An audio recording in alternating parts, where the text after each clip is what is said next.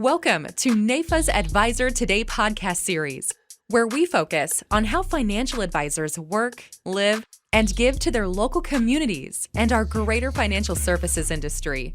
Now, let's get started with the show. Hi, everyone out there. This is Chris Gandy, one of your co-hosts of Advisors Today's podcast, here with our wonderful co-host, Suzanne Kirwan. Hi, Suzanne. Hey, Chris. How you doing? Good to see you. Good to see you. We have a wonderful guest today, and Suzanne will make that introduction. But before we get going, Suzanne, who is our sponsor for today's podcast? So today it is the Limited Extended Care Planning Center, which is one of NAIFA's centers of excellence.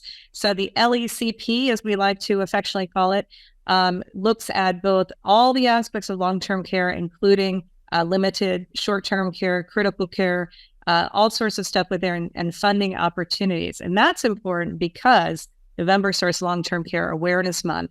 And we're doing a special virtual summit that we do each year on Halloween called Don't Be Scared of Long-Term Care. So we got phenomenal speakers in there. You want to go ahead and register for that. It's free. It's a give back that we do to the industry every year. So you can go ahead and see that just at lecp.naifa.org and go ahead and sign up. And that's our sponsor, Chris. Wonderful. We all have to get signed up for that, Suzanne, because I'm not scared of DI. Matter of fact, you know what, Suzanne, why don't you go ahead and introduce our wonderful guest, Mr. Corey Anderson. As a matter of fact, Corey's going to be one of our speakers on Don't Be Scared. So we're excited to have him. So Corey Anderson, welcome to the show, long-term NAIFA member, and he is known affectionately as the DI geek and DI master out there in the world. We're coming off the International DI Society conference last week, so we're hoping Corey's going to give us some updates of what was going on there and what are the things that everybody needs to know about DI. So welcome, Corey. Thank you for having me. Appreciate it.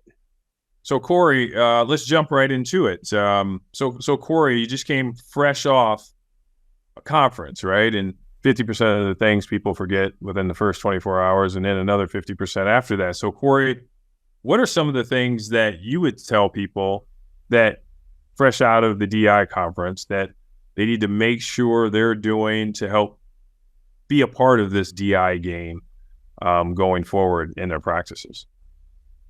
Well, a couple things. One, what I found interesting from the conference is how much the industry is moving towards guarantee standard issue, GSI. Guarantee standard issue is where you go in and you write an employer group and you can do census enrollment. And it's something where they're talking about benefit equalization. So a lot of times there's a group plan involved, and a group plan might only cover 60% of a person's wages, but then it has a cap on it of $10,000 or $15,000 a month. Well, they'll come in and they'll write individual policies on top of that, and they'll take it maybe to 70% or 65% of all income and include bonuses and K1s and stuff like that. And then they'll go up to a total cap between group and individual. So it's a way to add additional coverage and have it where the CEO is getting the same type of coverage as far as a benefit percentage, just like the rank and file new employee that started at the company. So right now, a lot of times you'll have reverse discrimination in employer groups, where the larger the income, the less replacement percentage you have. And so this can come in and solve that. So it's called guarantee standard issue, and you don't have to ask a bunch of medical questions. You don't have to fill out a bunch of applications. It literally can be census enrollment. So that was one of the big takeaways, is how much the industry is moving towards that. It's something where I've seen it ebb and flow over the last 30 plus years, where the market went through a rough patch in the early 90s. And then in the early 2000s, when I got in the industry, we didn't want to write much disability insurance and we had really low limits. And now we're seeing that pendulum swing where we're writing some really high limits on people. And we're willing to even do it without jumping through a bunch of medical hoops, which scares me a little bit. How that bodes well for the future, we'll see. But we see a lot of insurance companies swinging that way. I still write traditional mom and pops. That's probably 80-90% of my business is one at a time and talking through that income protection is necessary. Mm-hmm. So, Corey, let me ask you this. A lot of people would say, I've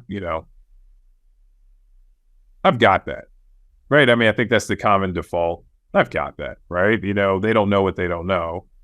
And so what tools are out there for people to educate themselves on not only the importance of DI, but really how to have the conversation about disability income or income protection is what we call it. So if it's a consumer, you can go to disabilitycanhappen.org, I believe is the website, which is part of the Life Happens group, and kind of review different options there. But most people just never even look at their benefits and understand that most employer groups of a decent size provide disability insurance, but that disability insurance they provide has limitations. And one of the biggest limitations that nobody ever talks about with clients is ERISA. ERISA was literally put together, in my opinion, to protect insurance companies. And the ERISA, what it does is basically allows you to pay a claim if you're a group carrier for a couple of years. And then after a couple of years, you can toss them off a claim. And all they can do is sue you for potentially what they owed you. And once in a while, attorney fees, and that's it. Well, where's the money in the lawsuit's damages? And so what's frustrating is people that are walking around this false sense of coverage, and they aren't really covered. So the amount of calls I've gotten over the years, I get calls from advisors and they'll say, hey, my client's getting kicked off a claim. Can you help me? And I go, let me guess. They're 2 years into the claim. They're going off a claim. The insurance company's saying you can go do something reasonable based on training, education, or experience. They're like, yeah, how'd you know? And I go, well, for doing this for 20 years, you realize it. And most group plans will only protect an individual for 2 years. After 2 years, if you can fog a mirror, greet people at Walmart, flip burgers, go do it. Whereas most of our clients that we're dealing with are highly specialized. That plan is not a good enough plan for our clients. And that wage replacement is 60% of defined earnings, which defined earnings typically in a group plan is only your base wages. Like if you work overtime or you get bonuses or commissions or K1s, or let's say you get a cell phone reimbursement or 401k match, or they pay towards your health insurance premiums, all of that is not defined earnings. It's just base wage. Wow, you just said a lot. You just said a lot, right? I think most people are like, wait a minute, let me rewind this podcast. So, well, let me rewind the tape. You mentioned 20 years. So how did you get interested in disability insurance? I mean, it's a fairly unique niche. I mean, it's not the one that everybody comes into, everybody wants to be in, financial planners, or everybody wants to be, in the world of, big life insurance policy, premium financing, or whatever it may be. How did you get in the disability world? Because I came through a traditional career system, where the amount of information and education they gave us on income protection and disability insurance in our training and development was all of 2 hours in one of the big four. Okay. If you go write my research, you can see what company I'm talking about. I don't want to call them by name. We don't want to get banned. Okay. By the FEC, or the insurance gods. Right. But my whole point is that there was no education around the importance of it. And so how did you get into it and get a passion for it and develop an actual business for it? Well, in third grade, I filled out my sheet. What do you want to be when you grow up? And I put disability expert. That's what I put. Is that what everybody puts? No, that's not true.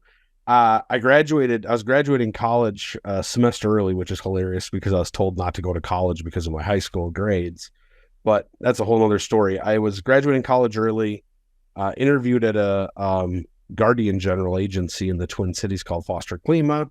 And they said, sure, we'll give them a chance. And so it was my second semester, senior year. I would go and frankly drink my brains away for 3 and 4 day weekends, and then come into the office and read policies all day, never pick up the phone, never call anybody, and failed miserably in the industry. And so they said, you know what, why don't you start working for our brokerage? And I started with this brokerage that was specialized in disability insurance. And I handled getting cases through underwriting. So dealing with ordering records, labs, all that. Did that for about 6 months. And they said, you know what, why don't you become our brokerage rep and teach people how to sell disability insurance, which I think is hilarious. I was literally just turned 22 and I could barely spell disability. Like, and I'm going to go teach people how to literally talk about this. And it was an eye-opening experience. I did it for about 3 years and banged my head against the wall so many different ways trying to help advisors do this. And frankly, what I came to the realization over a 3-year period was the advisors couldn't pivot. They would go talk to their clients about disability insurance. I would teach them how to pivot to this or pivot to that. Like if they say this is too much money, here's why you reinforce it. Here's how you reinforce it. And then here's an alternative. And I would offer this up, and then they'd go out there and they'd go sell it to their client or talk to their client about it. They'd come back and I'd say, how'd it go? And they go, well, it's too expensive. I'm like, well, everybody's going to say disability insurance is too expensive. Nobody actually wants to buy this. It's literally they want what it does, but they don't want to pay for it unless they see value in it. And it's hard communicating the value of it when you're really buying a piece of paper that's frankly could be worth millions of dollars, but hopefully you actually never collect on it. I tell clients, you never actually want to collect on this. I hope you waste this money every month or every year on the premium and you never collect on it. So after about 3 years of trying to teach other people how to do it, I ended up starting my own practice, and that was 20 years ago, where I just said, you know what, I gave up on it, and now I just do it for the advisor. And I say, instead of you trying to figure it out with your client and figure out which carrier is good at marijuana use, or which carrier is good at a client that's at a DWI or whatever, just call me and we handle it for you start to finish. So you've made it easy for people. Tried to, yeah. Yeah, I kind of saw an opportunity. And it's funny, at the time, Chris, I didn't see it as an opportunity. It was the owner of the firm came to me and said, we are eliminating your position. And that's code word for we found a replacement already. And we really want you to do this. And we feel like the only way you're going to do this is if we kind of give you a good nudge. At least an opportunity, which is awesome. It's two people, George and Mike, that saw this opportunity for me and for this industry and said, we think that we need a broker's broker. And it's something that, frankly, I don't think had been done before in the disability market. And it's something where I probably wouldn't have done it unless they shoved me along and basically said, booting out of the nest. Yeah, that's right. Yeah. They had to kick me out of the nest. And and I was kicking and screaming. I didn't like it. I was not happy about it at all. I had literally just bought my boat, had a couple of snowmobiles, a jet ski, had a cabin. Life couldn't have been better. And then all of a sudden you're going to commission only.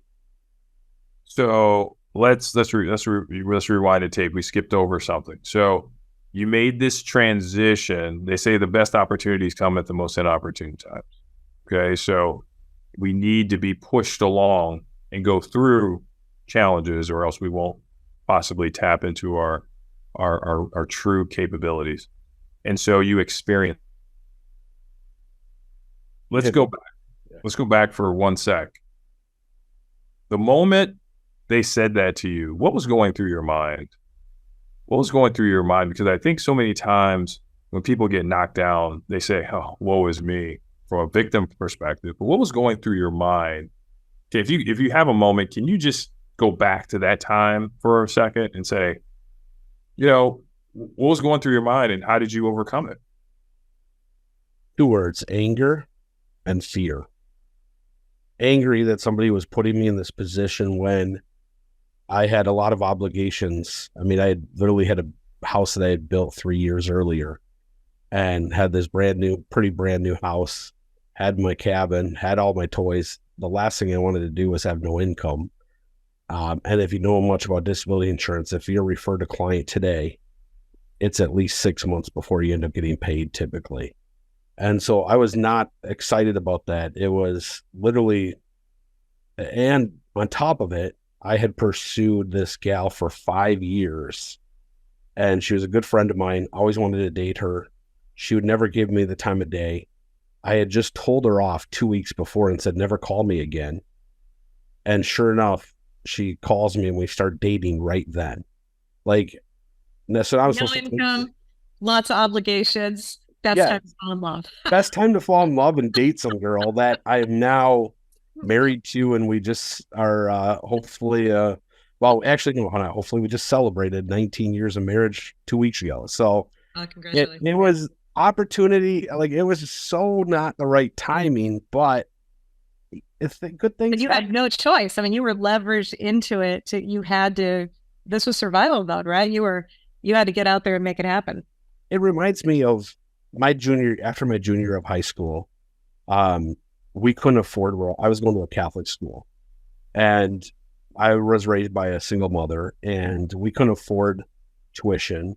And my mom had a major sickness, pancreatitis, that year, lost her job. It was bad. And they told me I had to leave the school.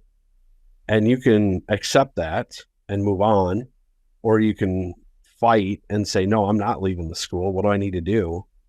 And I figured out a way to stay in it and go sign a agreement with the president that I would pay them after I graduated. So right before my senior year, I was going to have to leave my whole world and go to a whole new school. And I had been to school with some of these kids since first grade. But you have that opportunity. It's that kind of, do you go left, do you go right, do you go up, do you go down?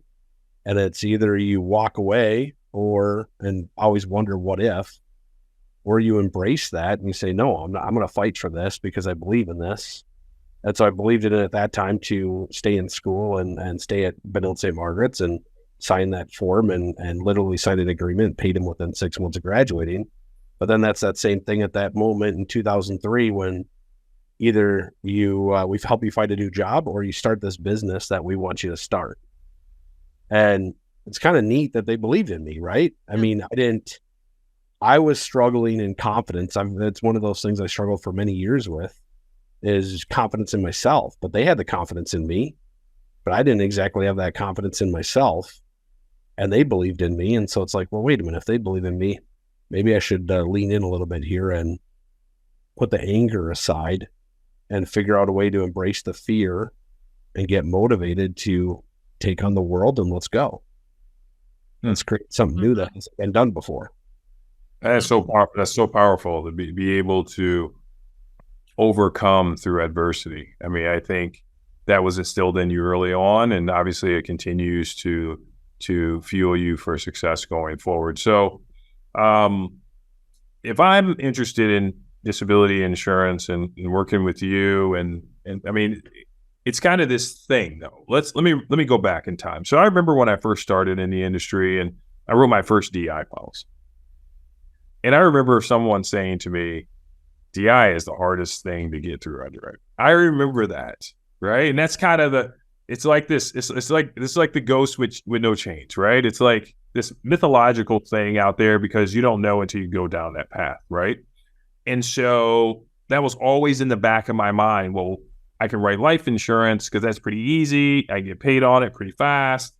Yeah. This disability thing, if it's going to take a long time, is that something I really want to do when I know that my agency or my general agent is pushing me to, I got to sell as many policies possible? Like, am I pushing? So what would you tell people that would come and say that to you at this particular time? Obviously, because you've got the experience, what would you tell people that want to get into disability because we know we'll talk about the financials of disability long term because I'm super excited about it because I'm aware I have 50% of my practice is disability insurance. So I'm aware of the wonderful residual income that comes from it. But back to what I'm speaking of specifically in and around the difficulty or the concept of difficulty to get it through underwriting. What's interesting in 2023 and beyond, it's never been easier in the last 23 years to underwrite disability insurance.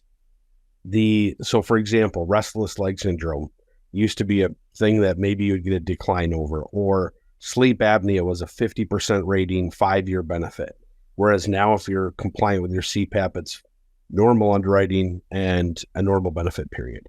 Or like if in early 2000s, if a client was on antidepressant or anti-anxiety med, all we could offer them was the alternative market, Lloyd's, or Lloyd's. Mm-hmm. Whereas over the last 20 years, it has significantly improved in the traditional space. So there's never been a better time, but it's just knowing your craft. And so disability insurance is a craft. And it's figuring out your expertise in that is, like, for example, recently I had a surprise. Somebody that if you're on an antidepressant med or anti-anxiety med and you do marijuana a couple times a month, one carrier is a flat out decline, whereas most of these other carriers have no problem with that. So it's just, now I know that, and I've had it come up a couple times since, and now I know don't go to that specific carrier because they don't like it if you do marijuana a couple times a month while you're on an antidepressant. So it's figuring out your craft and working to be better every day. It's not like you just get stale. I mean, part of it's going to industry meetings and rubbing shoulders and elbows with the people who have that knowledge. And like even this last week at the International Disability Society, sitting and having dinner with a couple of different underwriters and asking them what's going on in the marketplace. And so what's been changing, positive, negative, stuff like that. But I think the big thing that I took away from that conference too was that they really want to expand and get more agents and advisors there because there's just not enough. But that it's that being able to cross-reference and cross-promote each other. So instead of that, like going it alone, like they're not saying, hey, all life people should like figure out DI. It's like, just get your partner because it is a craft and it's a total specialty, right? But don't do that. And so I'm going to tell you another side from the consumer angle of me sitting at that conference. All advisors on the phone need to hear this one, right? I'm serious about this. I am 50 years old and I was furious. I was furious sitting in this conference that I have not had agents and advisors, except for Corey Anderson, run after me to say, how do you not have this, right? Like it's just me and my husband. We don't have anybody else ever supporting us. We've got 2 beautiful kids. We've been doing all this stuff. And no one has been telling me, like, you've got to have this. Like, the most important thing you've got is your brain. And I want to take that out to all these people because I've had many agents and advisors and they only focus on whatever life. They focus blinders on what they themselves do and not really that holistic looking at me and my family about what would happen to us. So I want you to know, the more I learned, the angrier I got. So I want to tell that from consumer sides. When it's time for Disability Awareness Month next May, everything else, we got to get more people, more agents and advisors. You've got to bring this up with your clients. It's critical. It's really critical, right? And what I heard also from the conference, because I asked this question, I get it that everybody wants the physicians, everybody wants the attorneys rolling out of law school, et cetera. I get that. But there was a huge missing gap there, in my opinion, of like all the other professionals. It was like blue collar workers, construction, big focus in on that, right? Then this big gap out there of the market. And then we went into kind of like the professionals. So I think that's a challenge that I'm going to put out from a consumer standpoint, because I'll tell you, thank goodness nothing has happened to me today, but our family we'd be wiped out. I mean, there's just no possible way. We need my brain. We need my husband. All we do is think, right? We get paid to think. So I think if you get paid to think, you've got to get this in place. So I just wanted to plug that in there because it's an important thing. And we don't see enough people out there who've got a DI partner like Corey here to get that stuff worked out. And there's so many cool things I've learned over the years that you can do with businesses and, us being entrepreneurs, especially. I mean, I don't believe that there's an agent out there that should not own it. Corey will probably shake his head. I don't, because our upside is exponential, and your ability to be able to do our craft is unbelievable. And so your earning potential, and there's an insurance carrier I know that's going to guarantee your commissions from your best year. And so what do you do? And so the answer is disability insurance. And I'm sure if you talk to Corey about some of the tax advantages of, it's tax time, right? And so some of the tax advantages of doing it as an individual through your own business is very favorable for gentlemen like myself and I'm sure Corey. So with that, Chris, I have a question though. Can't every advisor just do it from their chair? They can do it from a wheelchair. That's what I always hear from advisors, which literally the worst people at buying disability insurance, in my opinion, some of the worst are our own people in our industry. And it's like, look, why don't you go rent a wheelchair for a week? And that's crazy because that's the gap I'm talking about. Those, right? It's literally like go get a wheelchair and try using a wheelchair for a whole week and only being able to use a wheelchair and having to shower with a wheelchair and do all that. Like you're not going to be as productive. And again, we are insuring our brain, like you said, Suzanne, is we're going to make a lot of money. Everybody out there in just life is they're going to show up, suit up, and go to work. And if something happens, we want to make sure they don't have a lifestyle change. And it's something where everybody asks, like, who needs disability insurance? Any client that's working because they need to financially. If they're able to retire, they maybe don't need disability insurance. But if they're not able to retire and not have a lifestyle change, they need to protect their income. And they need to make sure they protect all of their income, not some small percentage that a group plan does, but actually quality coverage that they own versus a rented plan through a group carrier. All right. So let's fast forward the tape. So now you get, for all practical purposes, Corey, you're pissed off, you're disturbed, and now they say, hey, go build this thing, right? Let's go build this opportunity. So at what point do you say, hey, this is a good thing, right? Because if you take a look at the advisors, the majority of advisors are unfamiliar with it. They're unfamiliar with how to sell it because someone told me one day, they said, if you want to sell more disability, you need to own it. So I was like, okay, got it. They're unfamiliar with it. They don't own it. And so, and the resources out there have been somewhat limited if you're in a career system, specifically if your company does not offer those products. So how do you come full circle? And now you realize two things. So the two-pronged question. One is, how did you realize that your niche was even more advanced than just, say, a broker niche, I get a brokerage or contract through you. You took it a step further. You can talk about that in a second. And then what made it so that now you're saying, we want to expand this, build on it, and really grow this to something that has never been done before? Well, let's start back in 2003. It's always been, once I started dating my now wife, family first. And so my whole practice is built around family first. My schedule is built around family first. 3:00 in the summer, you're not going to see me in the office.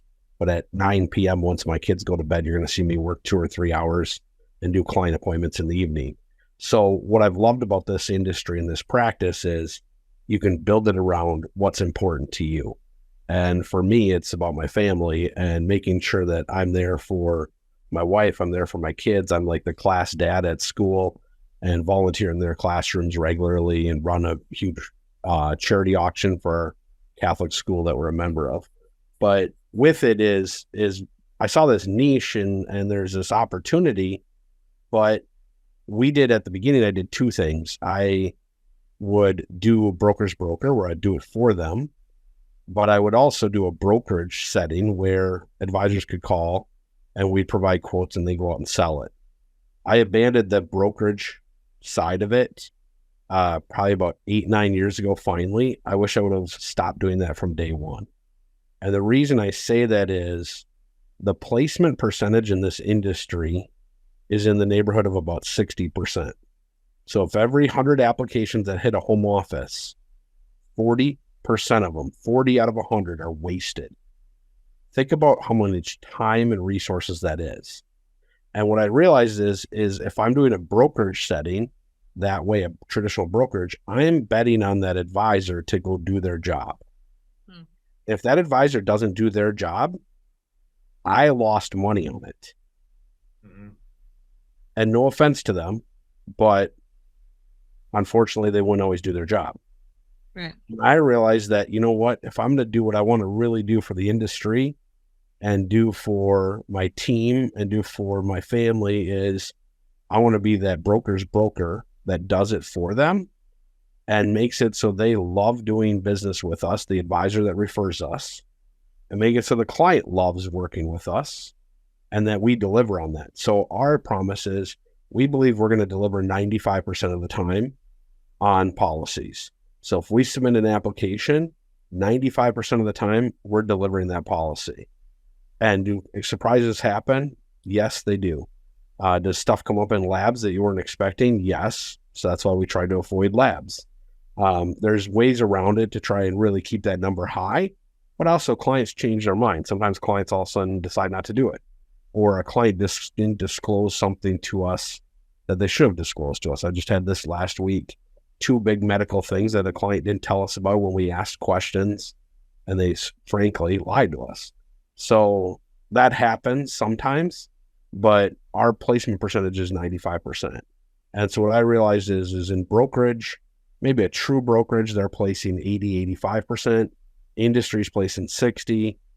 Doing it myself for the advisor and actually talking to the client for them and handling the process start to finish, that we're seeing 95% placement of the apps that we submit. And so it's not wasting time.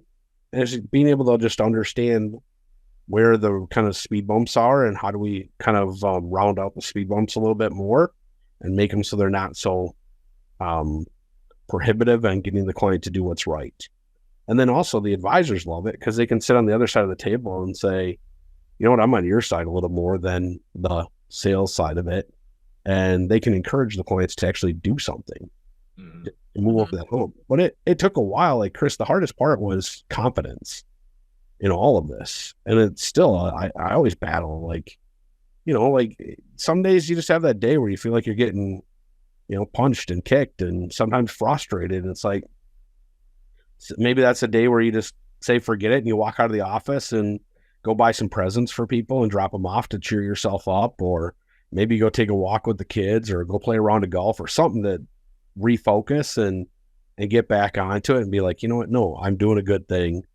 Like, stuff happens, life happens, but you got to overcome that fear and overcome that rejection. I mean, they're not rejecting you. They're just saying no right now. And a lot of times it's not no forever. I mean, the amount of clients we write I write clients that we've been followed up with for 2 years. Right. We're just pleasantly persistent and be careful that we don't harass them, but find that line of pleasantly persistent and good things come. Perfect. Did I answer your 2 questions? I didn't become a politician and avoid them, did I? No. I think you answered the question. So I'm going to dissect that a little bit. What I think you were saying specifically is that, you can't be scared of something that you've never tried. Right. And so you went down this path, figured it was going to be a niche. You look at, you're able to capture the statistical data that proves that your model is more efficient than some of the traditional models, quite frankly. Yep. And so from education and power, I mean, you're able to formulate, if it's not a process, it's a problem. So you're able to create a process so it's not a problem for people. And that's powerful. We at NAIFA, I think collectively when we come together, we're stronger than we are apart. I'll always say this is that our corporate affiliations, our company affiliations allow for us to do our business. It's not going to allow for us to be at the top of the table or core of the table. So we've got to realize that by doing business with others that have different affiliations, that's how we get there. So look forward to doing business with you and figuring out how we can move some of our, give you an example. One of our core carriers doesn't write in New York, 1. And 2, does not write disability insurance, 2. And so don't even have a line for it. So when it comes down to it, we have to go to other resources to be able to build our disability and our disability business and our disability practice.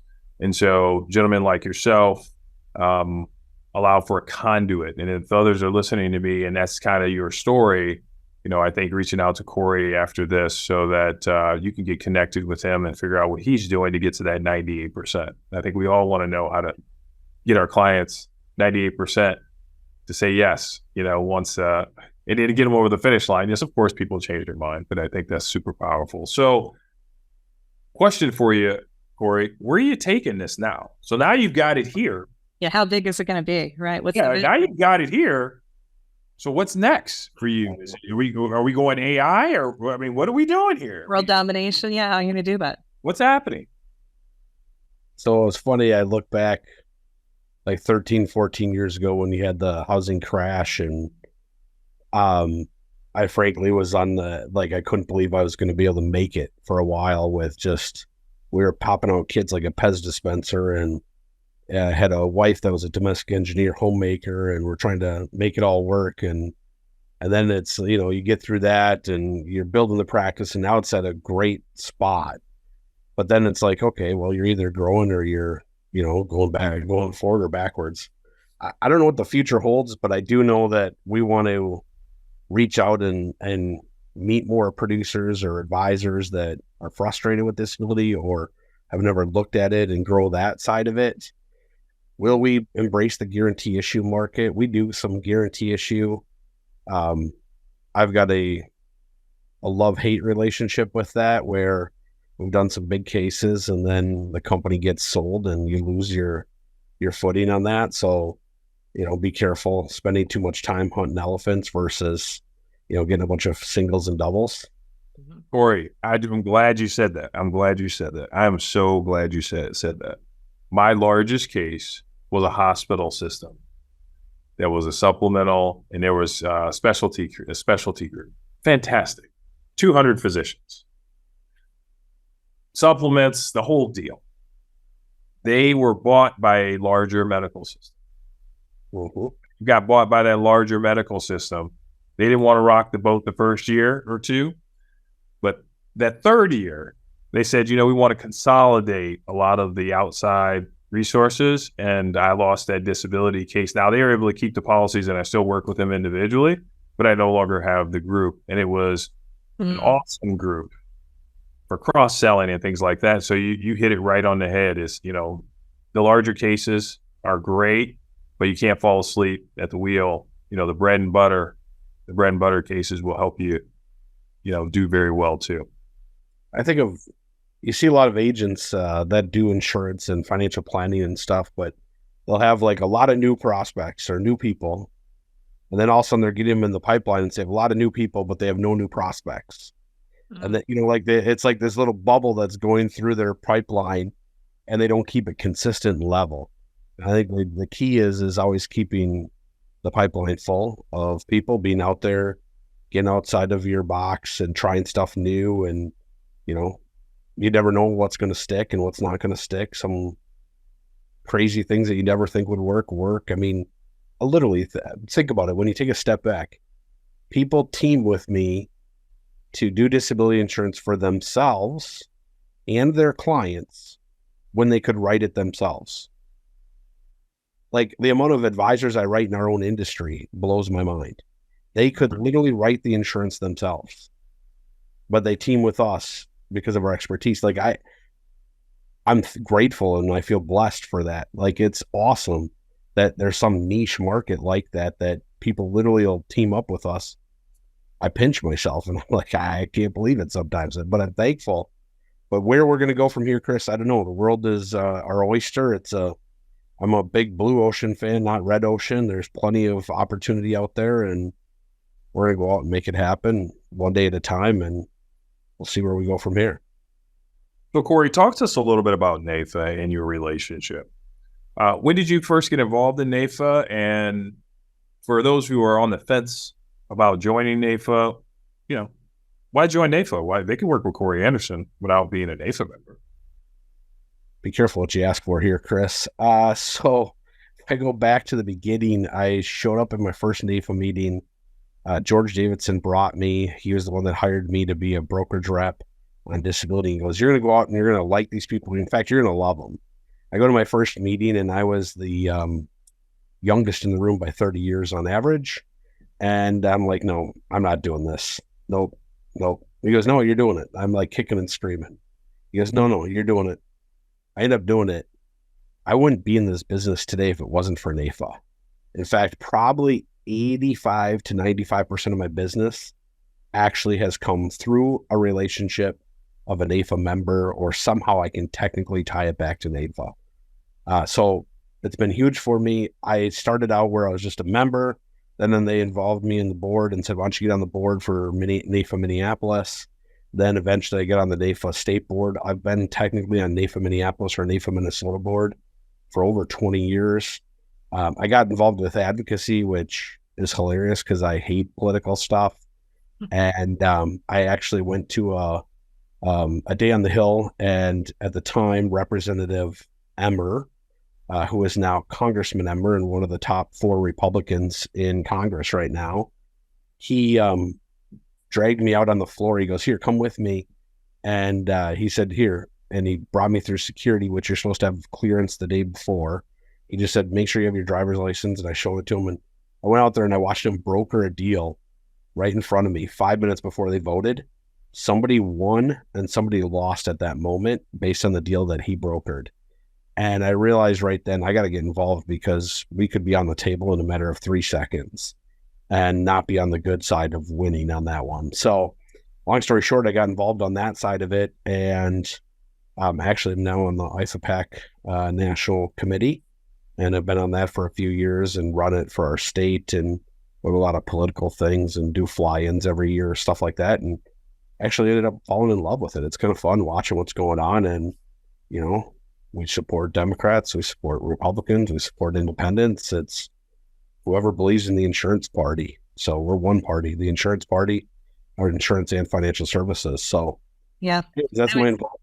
I always love that Terry Headley said, you know, if you're in business, you're in politics, right? And to think that you're not is crazy. I mean, you're an independent business owner, right? You got to have that voice at the table and exercise that right. Yeah. And if people think about joining NAIFA, I think it's like you're joining a family of people that care about you and want you to win, and will do whatever they can to help you win and find opportunity in this wonderful industry. The amount of people I've been able to watch that have helped me through the ways, and then also even some people I've mentored. I had one of my really good friends in the industry almost left the industry altogether, and luckily I had coffee with him that morning, persuaded him not to, and now he's running a huge financial planning firm with like 45 people in the company, and he wouldn't be here. Literally 10 years ago, he almost walked out. He needed something to just like kind of encourage him, like, look, let's figure out. It was basically how many dials he had to make a day. We figured out how many dials a day, and now he's running. Oh, he's running a huge firm and just doing a great job with it. And I'd say that we see more and more, I think even more so now, people, they won't do business with somebody who's not in the NAIFA family. They're just like, no, you need to be part of NAIFA, because they very much respect the code of ethics and just the way that NAIFA does things, right? More like the NAIFA way. And I think that's a powerful, nuanced part of membership.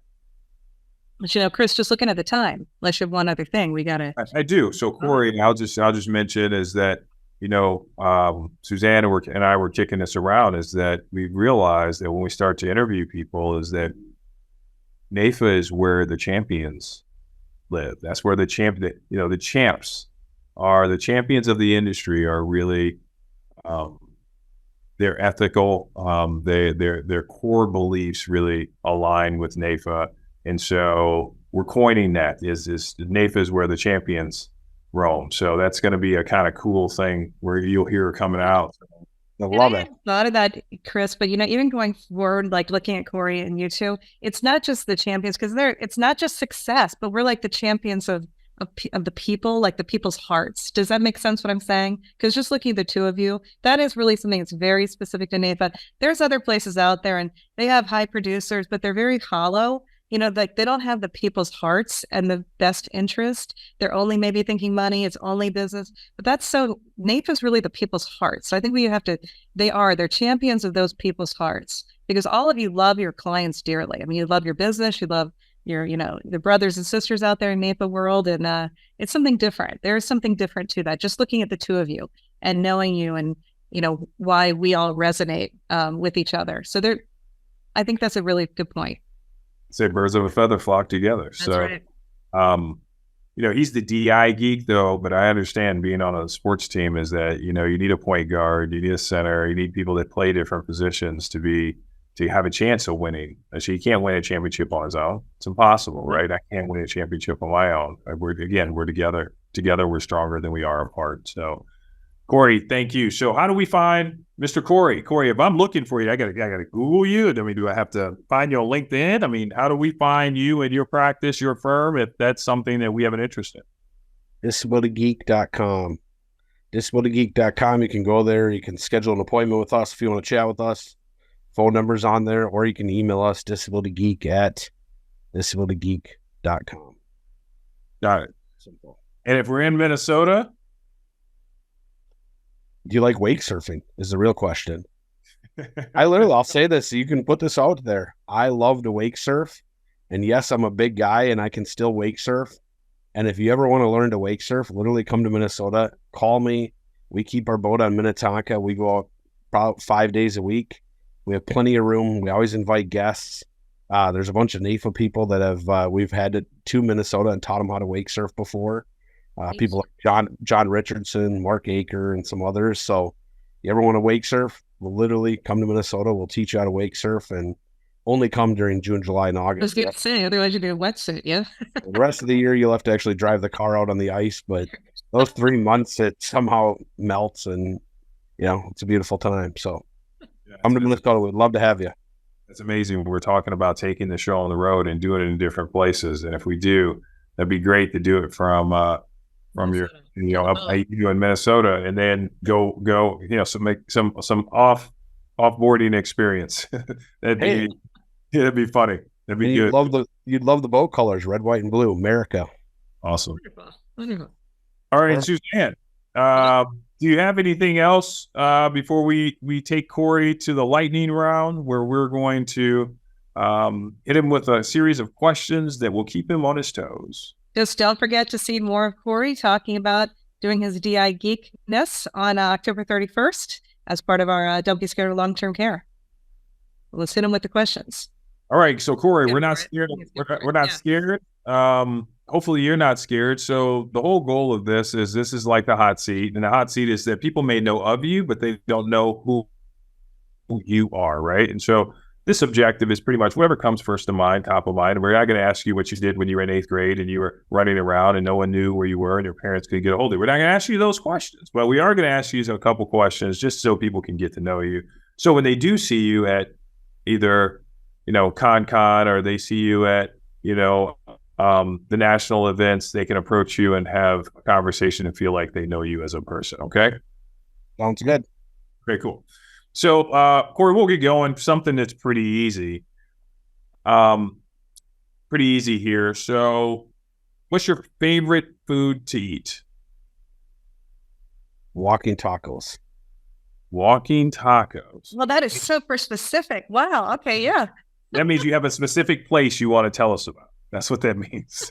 No. It's just at home or you're at the ball fields. A lot of times you can get a walking taco, and a walking taco, it's got everything. All the food groups, it's great. All right. So let's go back in time. Corey, if you were 20 years old today, what would you tell your 20-year-old self? What words of advice would you give your 20-year-old self? You got this. Believe in yourself. You can do it. Got it. And if people were to describe you, if your two closest friends were to describe you in 2 words, what would it be? Loving and caring. Mm-hmm.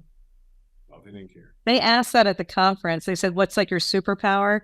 And I told Corey, you should have said compassion. I'd put as compassionate. He's very compassionate. Awesome.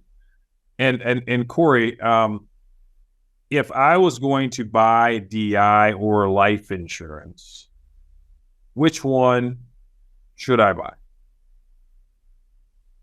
So if you only have enough resources for one, I would start with it depends on if you're working because you need to or you want to. And if you're working because you need to financially, it's disability insurance. You need to protect your income first. Like if you die, you're no longer a drain on your family. But you accidentally live and you're sick or hurt and can't go to work, you're a drain on your family. So protect your income first. Favorite sports team? It's high school. It's Benilde St. Margaret's Red Knights hockey would be my favorite. College would be Gopher hockey, then Minnesota Wild, and then Vikings. I think the NFL's rigged, but whatever. Vikings, we're never going to win it. We believe in mediocrity. We're a big fan of mediocrity. Yeah. And if we actually win, we don't know what we would do. So we're just kind of enjoying our mediocrity and getting close to the big game, but never getting to the big game anymore. So it's all good. Last 2 questions. If you're not working, what's your favorite pastime? Out on the boat with my family and friends. Like always room for more. Okay, awesome. Last question for you. if you could go back in time, whether living or past, where they passed away, they left us, you could have dinner with anyone in the past, who would it be and why? Probably my grandpa Leo. My middle name's after him, and my mom spoke so highly of him. I never got to meet him, and he died from diabetes, and actually got to die in his family cabin from complications of diabetes, but he was by himself. But at least he got to die in a peaceful place. But would like to ask him about just all the trials and tribulations he had to go through with losing a spouse and losing a child and all kinds of stuff that he went through. So, Corey, I thank you for sharing that. That's a moment that hits home for a lot of people. It allows them to see that you are a real person, not just a businessman. And hopefully when you see Corey, you get a chance to go over and shake his hand and meet you in person. Bigger than life, and we appreciate you at NAIFA and appreciate all you do and all the light you bring, because you're always every time I see you, you're always smiling. Yep. So it looks like you're having a good time and enjoying yourself. So thank you so much for being a NAIFA member. We can't do it without you. Happy to be, and don't be scared of the Crocs if I'm wearing my Crocs. All right, Suzanne, do you have anything else I'm sorry, Corey, do you have anything else you would like to say to NAIFA Nation before we close it out? Keep on paying your membership. Make sure you are a member of both parts, which is a dues-paying member and contributing to the PAC. It's very important. Even if you don't want to get involved politically, then just send more money.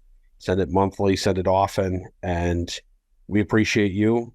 If you ever want to give up, call me. Don't give up. It's a great industry. We love you. Okay. Thank you so much for the inspiring words. Suzanne. Yes. Hey, if you're listening and you're not a member, go ahead and hit www.naifa.org/join and join us. Great guys like this get to hang out and be part of something fantastic. And I will say, for those who aren't members or thinking about membership or have let your membership lapse, it makes sense because collectively we're stronger than we are apart. So bring somebody else. Allow them to see the world through your rose-colored glasses. Bring somebody else. Sponsor somebody else. Create a scholarship for somebody else at a nominal rate. I believe it's only 15 or 10, sometimes 10. I think it's a new person. It's like $10 a month. We spend that collectively. We spend that doing silly things.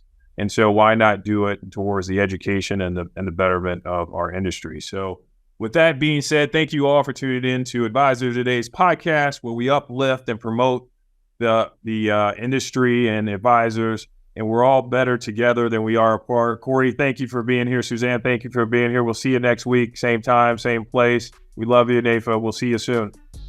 Thank you very much.